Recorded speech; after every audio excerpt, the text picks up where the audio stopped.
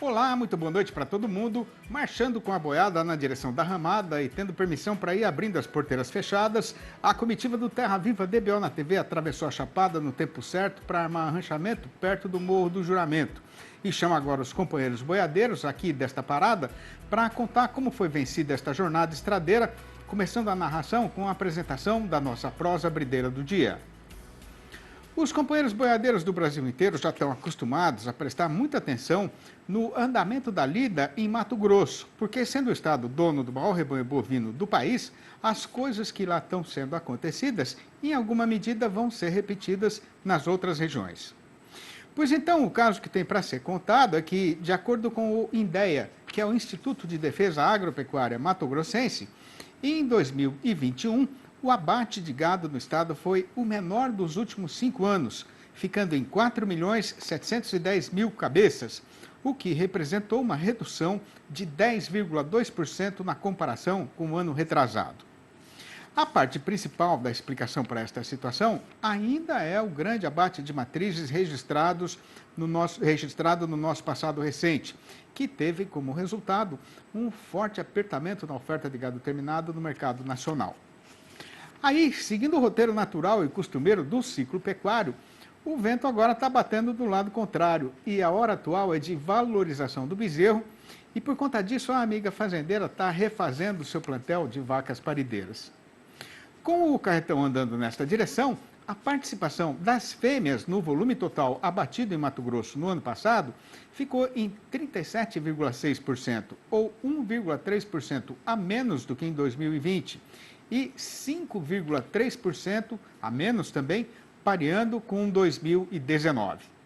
O que também pesou bastante foi o fechamento da porteira da China para a carne bovina brasileira, que durou exatamente 103 dias. Logicamente que, por conta disso, os frigoríficos exportadores não abateram animais para este freguês, o que fez grande diferença no resultado final, porque o gigante oriental é o nosso maior comprador no mercado internacional, né? Tanto que, assim que a suspensão da exportação foi revogada, no mês de dezembro, o carretão fez aí o devorteio e os números já começaram a mudar de novo, né? Conforme o estudo do INDEA, no derradeiro mês do ano passado, o volume de gado abatido no estado subiu para 448.250 cabeças e foi o segundo maior desde janeiro. A diferença em relação a novembro ainda foi pequena, mas comparando com o período correspondente de 2020, aí o que aconteceu foi um substancioso aumento de 12,6%. Neste mês considerado, os frigoríficos do estado receberam 311.420 machos, ou 5,3% a menos do que em novembro, e 136.830 fêmeas, um crescimento de 14,7% na mesma comparação. Das tantas encrencas e trapeiras que rondam cotidianamente o gado em todas as regiões boiadeiras brasileiras, uma das mais traiçoeiras e de maior gravidade é o botulismo. Provocada por uma toxina que pode estar escondida em qualquer canto da propriedade, normalmente esta doença não dá sinais da sua presença e vai se espalhando sorrateiramente até matar vários animais no mesmo rebanho. Pois então, para saber o que é que se pode fazer para enfrentar essa consumição, a gente convidou para a nossa entrevista do dia o médico veterinário João Drummond, gerente técnico de ruminantes da MSD Saúde Animal, que vai participar da função falando ao vivo pelo computador, diretamente de Belo Horizonte, a capital das Minas Gerais. Boa noite, João. Uma grande satisfação ter a sua presença virtual aqui no nosso arranchamento eletrônico. Seja muito bem-vindo. Faça o favor de se sentir à vontade, que a casa é sua, viu? Obrigado, Sidney. Boa noite e boa noite a todos que nos assistem. Ô, João, explicando assim para a gente que não é técnico, né? O que é o botulismo? Conforme você falou, Sidney, é isso mesmo. É uma intoxicação alimentar, geralmente fatal, e o botulismo faz parte do grupo das doenças clostridiais. Que vem a ser exatamente o quê, João? É uma palavra que a gente não conhece, né? O Clostridium é uma bactéria geralmente anaeróbica, e no caso do Clostridium botulino, ele gera uma neurotoxina, geralmente em alimentos em decomposição. Agora, como é que o gado pega o botulismo, João? O gado, ao se alimentar desse alimento em decomposição, que pode ser uma silagem, um milho úmido, uma carcaça que às vezes ficou esquecida no pasto, uma água deixada numa cacimba, né, uma água mais velha. Então, ele pode ingerir a toxina e aí sim adquirir a doença. O que a intoxicação provoca no organismo do animal, João? A intoxicação, Sidney, ela, através da via sanguínea e linfática, ela alcança a placa motora, ou seja, a placa que é responsável pela contração muscular do animal.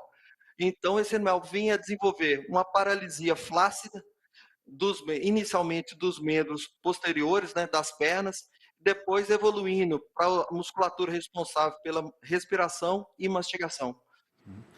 Botulismo tem cura, João? Não, infelizmente não, Sidney. O melhor papel que o pecuarista e o colega veterinário têm que trabalhar é visando a sua prevenção e pensando em uma saúde única, né, tanto do animal quanto da propriedade. Agora, João, como é que o fazendeiro faz para saber se um animal está mesmo com botulismo, né? Tem algum É sintoma, dá algum ótimo, sinal? é ótima pergunta, Sidney. Botulismo é uma doença que ela não tem um sinal que a caracteriza com certeza.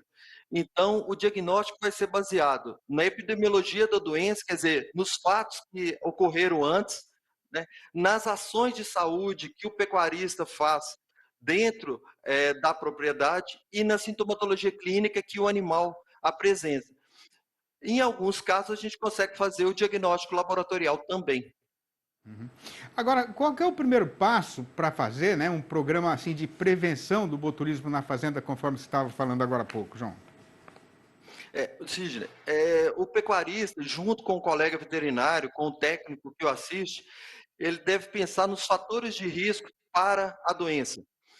Então, a gente pensa aí, basicamente, em carcaça, que às vezes é deixada no pasto, silagem, qualidade na produção dessa silagem, qualidade da água, às vezes o uso de um pasto que está um pouco passado, né, um resto de palhada de milho, uma compra que foi feita de insumos para silagem. Então, e tudo isso são fatores de risco que o pecuarista, junto com o colega veterinário, tem que se preocupar para montar um calendário vacinal visando a proteção contra a doença.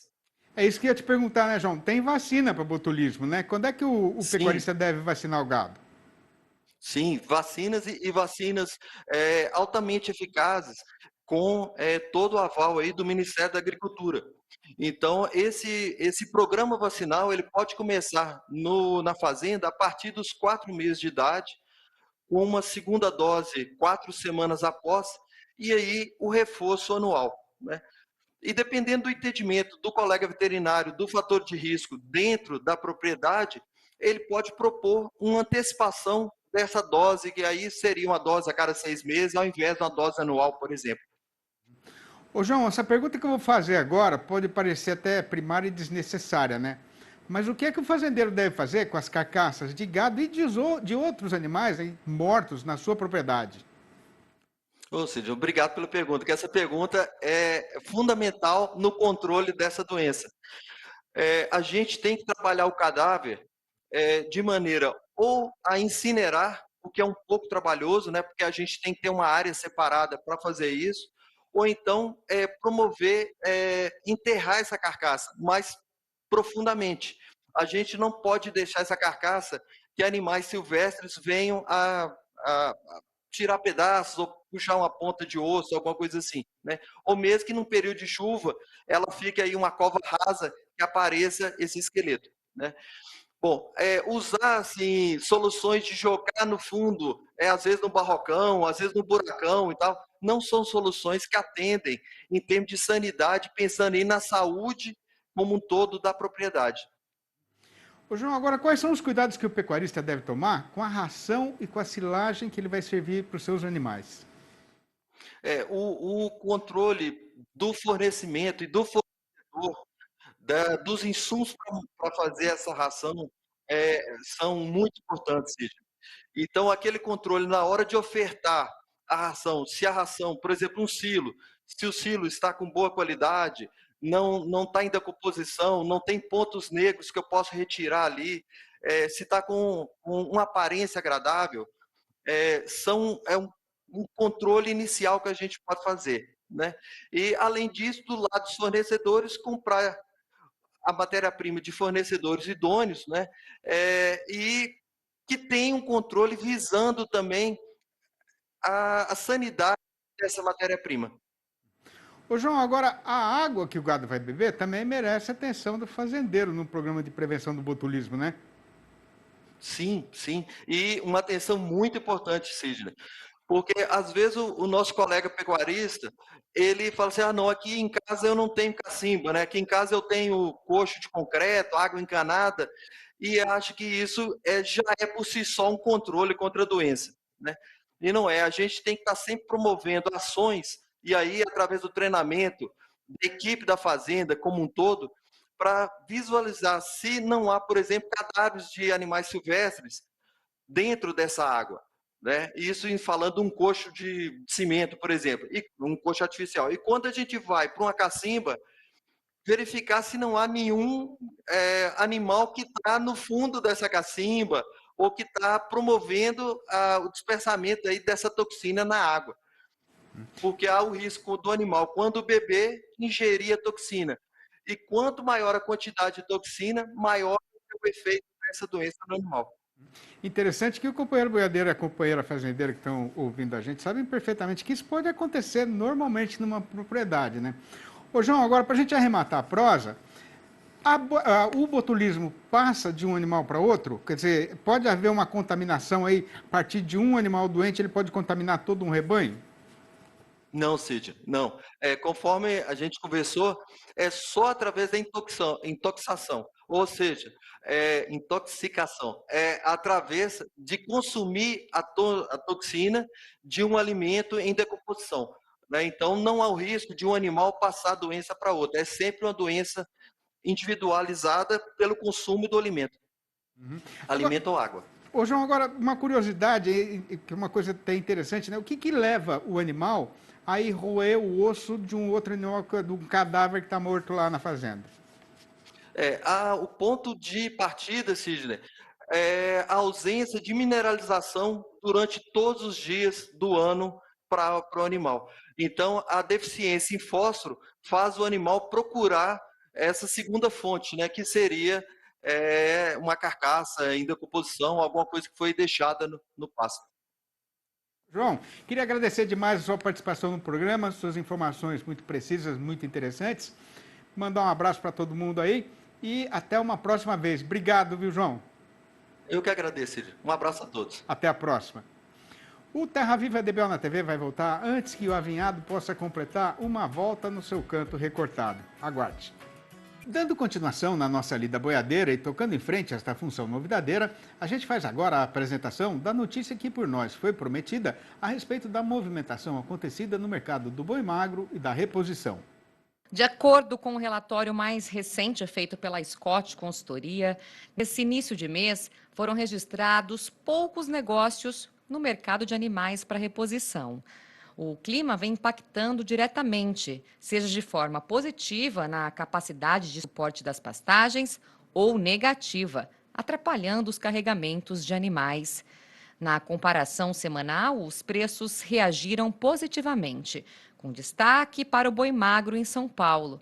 A alta foi de 5,3%, cotado em R$ 3.950 por cabeça.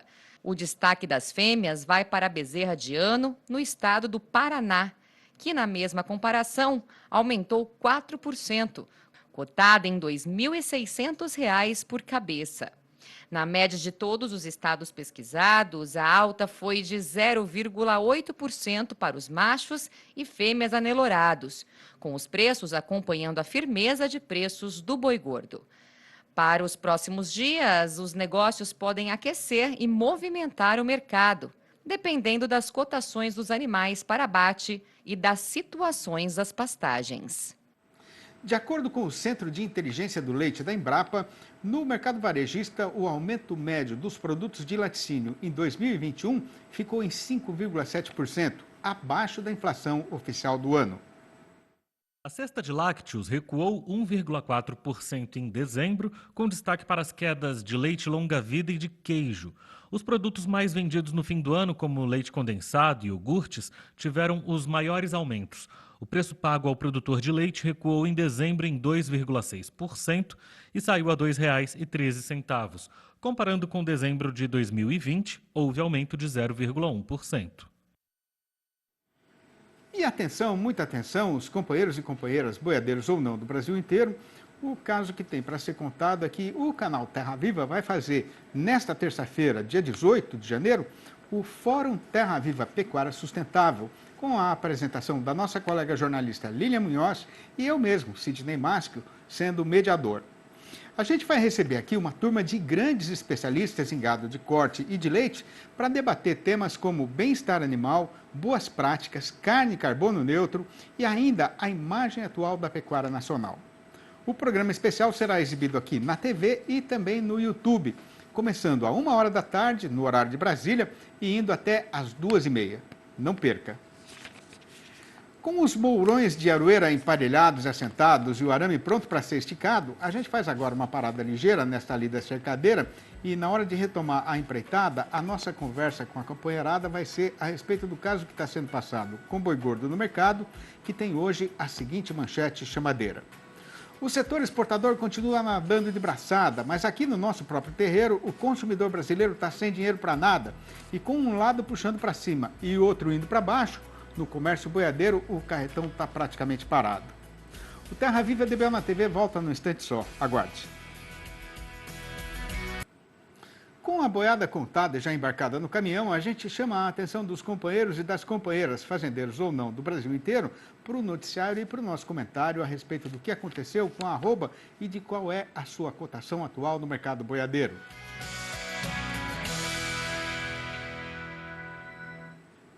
Pois o que tem para ser contado é que, se desde o começo deste janeiro presente o carretão estava praticamente se arrastando no estradão, andando mais devagar do que jabuti manco, subindo barranco na beira do rio em dia de chuva, agora então ele está mais parado do que mulo empacadeira, redomona e cavorteira. Mas esta situação já estava sendo perfeitamente esperada por todo mundo. Primeiramente porque este é o procedimento costumeiro do mercado pecuário na metade fechadeira do mês, que acaba de ser estreada no calendário, né?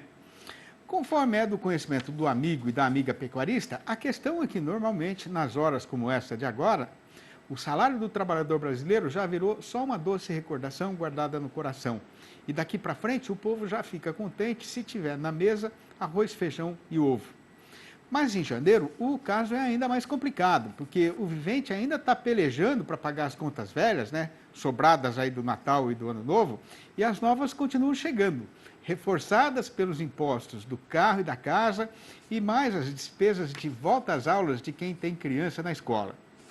Para piorar ainda mais a situação, com a forte crise da nossa economia, o aumento do desemprego e ainda a ameaça de agravamento da pandemia, a capacidade de compra da população está virando fumaça e o consumidor brasileiro não passa mais nem na frente do açougue, por motivo de grave falta de dinheiro.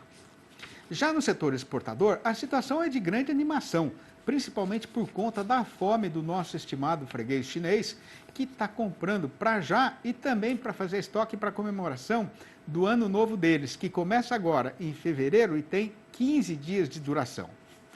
Por conta disso, neste momento presente, a gente pode dizer que a nossa praça boiadeira está dividida em duas metades, cada uma com uma realidade diferente. A respeito da demanda, o dono do frigorífico que vende carne lá para fora deu ordem para a turma dele para correr o eito e rachando, né, gado terminado, que possa aí fornecer o produto para exportação, pagar o que precisar para fazer a carga do caminhão. O problema para o sujeito é que, mesmo aumentando o preço, o caso continua sendo de grande carestia para esse tipo de mercadoria. Já na questão do abastecimento aqui do nosso mercado caseiro, o fornecimento também está igualmente complicado, por conta do grande apertamento na oferta, sendo que o que tem para vender é mais vaca do que boi. Mas aqui a complicação é para o lado do companheiro pecuarista.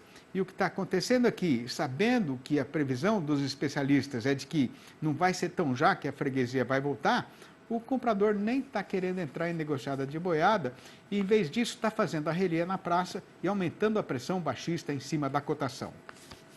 Esticando agora a vista para tentar enxergar um pouco mais para frente, mesmo considerando que a balança está equilibrada e a arroba não deve despencar na descida da ribanceira, nas próximas semanas a companheira fazendeira vai precisar prestar muita atenção na evolução do seu custo de produção, por causa da quebra da safra de grãos na região sul do país. E outro problema que está sendo motivo de preocupação é a situação da epidemia de Covid nos frigoríficos brasileiros, que voltou a piorar nesses dias derradeiros e pode atrapalhar o comércio de gado, o abate e o abastecimento do mercado. No balanço do dia da Scott Consultoria foram registradas só 3 mudanças nas cotações entre as 32 regiões pesquisadas no país inteiro, sendo uma para baixo e as outras 2 para cima. A listinha das arribadas foi encabeçada por Três Lagoas, no estado de Mato Grosso do Sul, onde o boi foi para R$ 315 a prazo e livre do fundo rural. No norte de Mato Grosso, o macho subiu para R$ 307,50. Já no sul do Goiás, aconteceu o contrário e o boi foi rebaixado para R$ 317. Eu estou com preguiça de fritar linguiça, mas também não estou querendo comer só ovo de novo. E aí eu resolvi visitar a tia Maria, que é cozinheira de primeira e mora logo ali na Água da Anta, para ver o que é que ela vai fazer de janta. Cheguei junto com o tio Pio, que estava vindo do Rio com uma feira de traíras que foram assadas e servidas na moda caipira, com arroz, feijão e cambuquira. E agora eu estou indo embora, já pensando no dia de amanhã, e na casa de quem eu vou me convidar para almoçar. Esta é uma das mais de 200 prosinhas rimadas que estão publicadas no meu novo livro, o Versinhos de Caipira, Interos 4, que eu escrevi para não deixar esquecidas a poesia e a beleza que eu vi e vivi na lida e na minha vida sertaneja. Se o companheiro e a companheira, boiadeiros ou não, também têm a mesma admiração pelas coisas do nosso sertão e quiserem saber como fazer para adquirir um exemplar ou logo a coleção inteira, formada agora por 4 volumes, né? Podem ligar diretamente para mim no meu telefone particular, que é o 11 98 224 1807, ou mandar um e-mail para sidneymasco@uol.com.br ou ainda achar meu nome lá no Facebook. Pois então foi muito grande a nossa satisfação de passar essas horas aqui com o povo desse sertão e por toda esta atenção que a nós foi dispensada, a comitiva fica muito obrigada. Mas estando a hora avançada, pede licença para fazer a retirada, deixando um abraço e prometendo voltar com o Terra Viva DBO na TV amanhã, às 6h30 da manhã e às 7h25 da noite. Um abraço para todo mundo e até lá então.